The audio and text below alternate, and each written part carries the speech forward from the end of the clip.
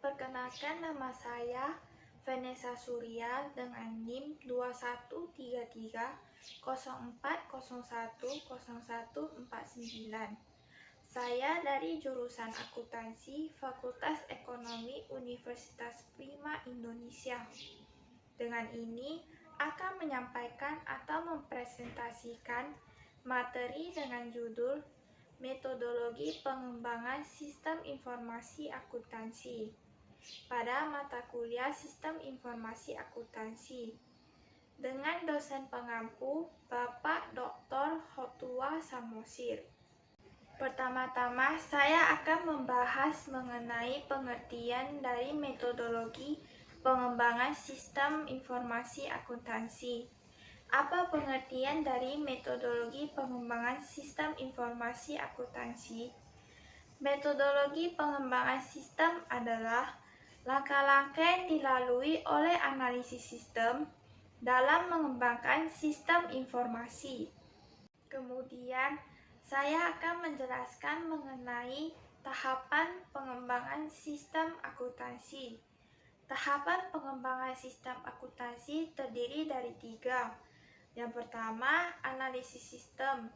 Kedua, desain sistem. Dan yang ketiga, implementasi sistem. Lalu, saya akan menjelaskan satu persatu mengenai keempat tahap tersebut. Yang pertama, analisis pendahuluan. Analisis sistem mengumpulkan informasi untuk memperoleh gambaran secara menyeluruh mengenai perusahaan kliennya. Kedua, penyusunan usulan pelaksanaan analisis sistem.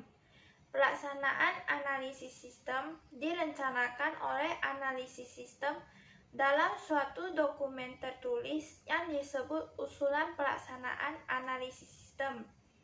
Dalam dokumen usulan pelaksanaan analisis sistem menjelaskan yang pertama, alasan ringkas dan jelas yang mendasari dilakukannya pengembangan sistem akuntansi.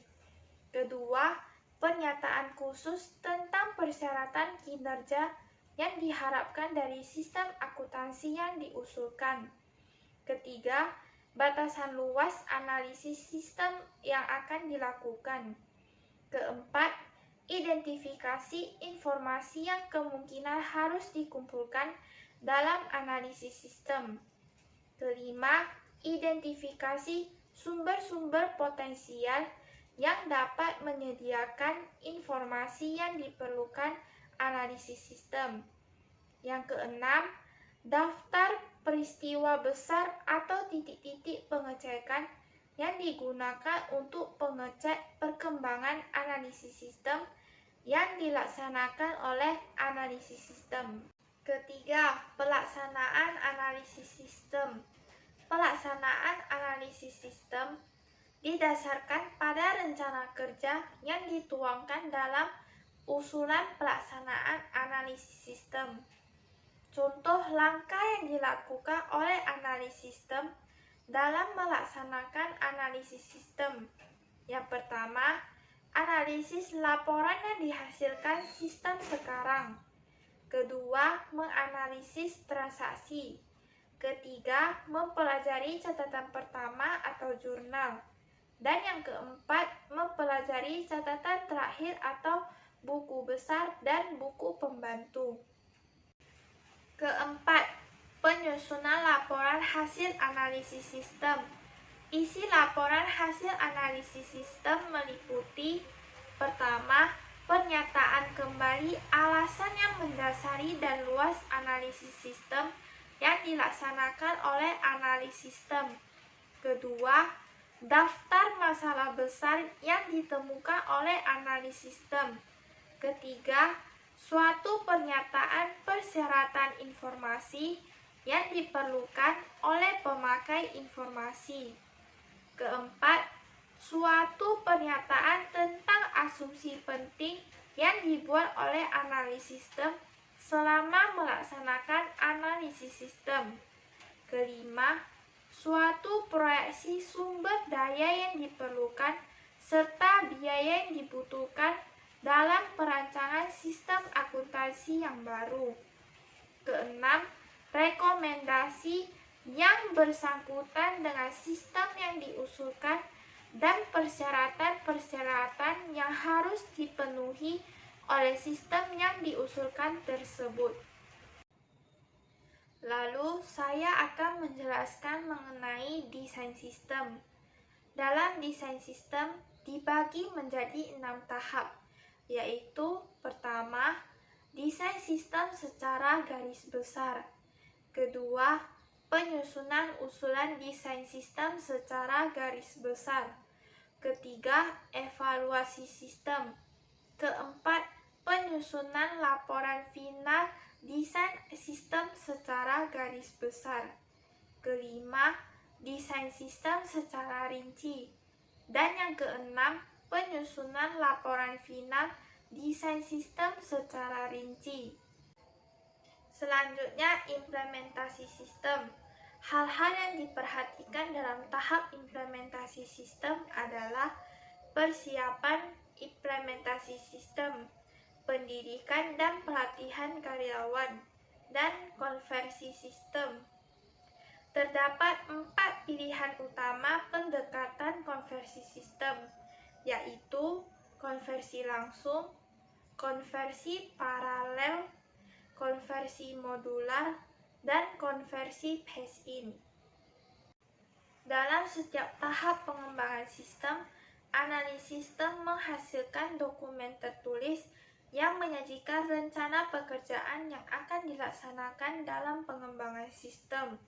Tahap analisis sistem menghasilkan dokumen usulan pelaksanaan analisis sistem dan laporan hasil analisis sistem.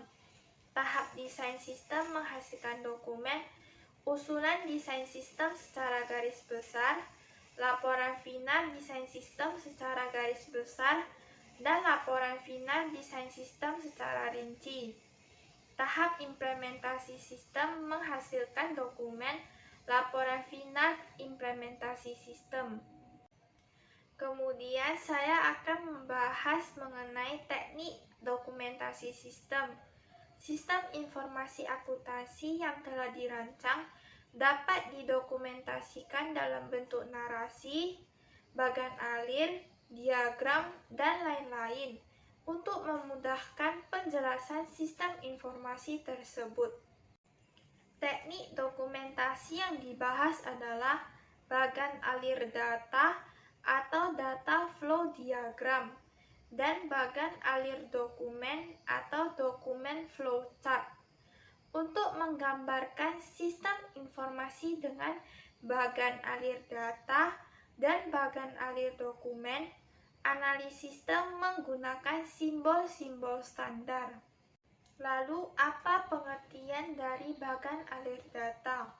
Bagan alir data adalah suatu model yang menggambarkan aliran data dan proses untuk mengolah data dalam suatu sistem.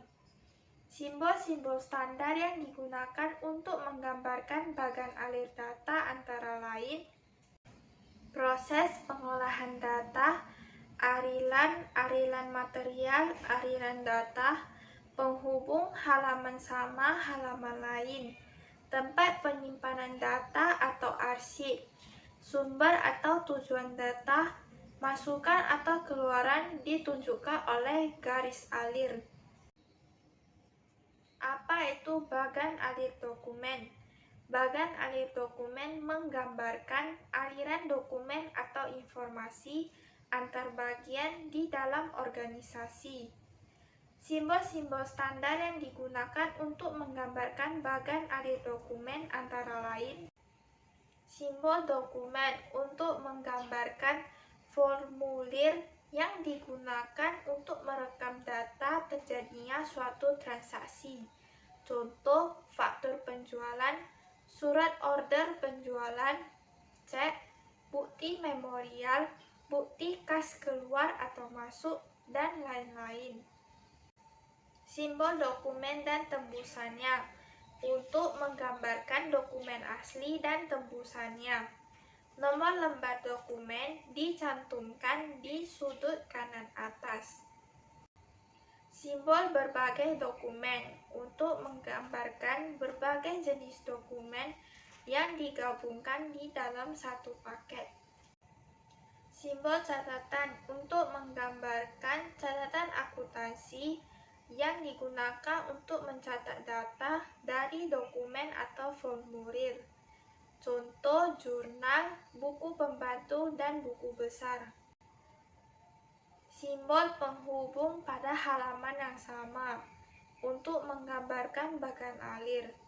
Arus dokumen dibuat mengalir dari atas ke bawah dan dari kiri ke kanan. Akhir arus dokumen yang mengarahkan pembaca ke simbol penghubung halaman yang sama yang bernomor. Awal arus dokumen yang berasal dari simbol penghubung dalam halaman yang sama yang bernomor seperti yang tercantum di dalam simbol tersebut. Simbol penghubung pada halaman yang berbeda. Jika untuk menggambarkan bagan alir suatu sistem akuntansi diperlukan lebih dari satu halaman. Simbol ini digunakan untuk menunjukkan kemana dan bagaimana bagan alir terkait satu bagan dengan bagan lainnya. Simbol kegiatan manual untuk menggambarkan kegiatan manual. Contohnya menerima order dari pembeli, mengisi formulir, membandingkan, dan memeriksa berbagai jenis kegiatan klerikal lainnya. Simbol keterangan komentar memungkinkan ahli sistem menambahkan keterangan untuk memperjelas pesan yang disampaikan dalam bagan alir. Simbol arsip sementara untuk menunjukkan tempat penyimpanan dokumen sementara. Artinya dokumen ini akan diambil kembali untuk keperluan pengolahan lebih lanjut seperti lemari arsip dan kotak arsip. Untuk menunjukkan urutan pengarsipan dokumen digunakan simbol A atau menurut abjad, N atau menurut nomor urut, dan T atau menurut tanggal. Simbol arsip permanen. Simbol ini digunakan untuk menggambarkan arsip permanen yang merupakan penyimpanan dokumen yang tidak akan diproses lagi dalam sistem akuntansi. Simbol online computer process menggambarkan pengolahan data dengan komputer secara online. Nama program ditulis di dalam simbol. Simbol keying atau typing verify menggambarkan pemasukan data ke dalam komputer melalui online terminal. Simbol pita magnetik menggambarkan arsip komputer yang berbentuk pita magnetik. Nama arsip ditulis di dalam simbol.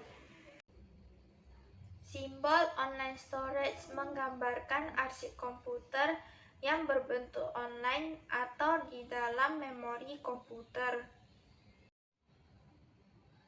Simbol keputusan menggambarkan keputusan yang harus dibuat dalam proses pengolahan data.